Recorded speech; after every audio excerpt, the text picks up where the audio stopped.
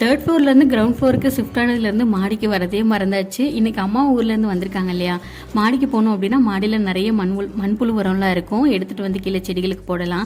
கீழே வந்து கொஞ்சம் ரோஜா செடி, கருவேப்பிலை, மல்லித்தலை இப்போ தான் வந்து கொஞ்சம் தலைஞ்சிட்டு வருது. ஸோ அந்த வேலையை பார்க்கலாம் அப்படின்ட்டு தான் ஈவினிங் போல் மாடிக்கு போயிட்டோம். ஒரு 6 மணி வரைக்கும் மாடியில் தான் வேலை பார்த்துட்டு இருந்தோம். ஒரு 6 மணிக்கு மேலே கீழே வந்தாச்சு. ஏன்னா டியூஷன் குட்டீஸ்லாம் வந்துருவாங்க. ஏன்னா அவங்க கூட தான் வந்து டைம் வந்து ஒரு 8 மணி வரைக்கும் போகும். 6 to 8 கண்டிப்பாக அவங்க கூட தான் வந்து டைம் வந்து ஸ்பெண்ட் பண்ணுவோம். நைட் டின்னருக்கு அம்மா தக்காளி குருமா வச்சுருந்தாங்க. நான் வந்து தோசை ஊற்றிட்டு தோசை குருமா அந்த மாதிரி தான் சாப்பிட்டுக்கிட்டோம். தம்பி வந்து இன்றைக்கி மதியானம் வீட்டில் இருந்தான். ஸோ அவனுக்கு சேர்த்து சாப்பாடு வச்சது. பட் லாஸ்ட் மினிட்ல ஒர்க் இருக்குதுன்னு சொல்லிட்டு ஊருக்கு வந்து கிளம்பிட்டான். பக்கத்தில் நெய்பர் வீட்டிலேருந்து மருதாணி கொடுத்துருந்தாங்க, நெய்பர் ஃப்ரெண்டு வீட்டில் இருந்து. ஸோ கொஞ்சம் க்ளீன் பண்ணி அரைக்கலான்னு பார்த்தா லாஸ்ட் மினிட்ல தான் கவனிச்சேன். இன்னும் கொஞ்சம் குச்சி குச்சியாக இருந்தது. நாளைக்கு க்ளீன் பண்ணிவிட்டு நாளைக்கு அரைச்சிக்கலாம் அப்படின்னு சொல்லிட்டு அதை வந்து எடுத்து வச்சுட்டேன். நாளைக்கு காலையில் தட்டைப்பயிறு புளிக்குழம்பு வீட்டில் இருந்து பிளான் பண்ணியிருந்தேன். நாளைக்கு என்ன செய்கிறோங்கிறத இன்றைக்கே பிளான் பண்ணிட்டோன்னா வேலையெல்லாம் ஈஸியாக இருக்கும்.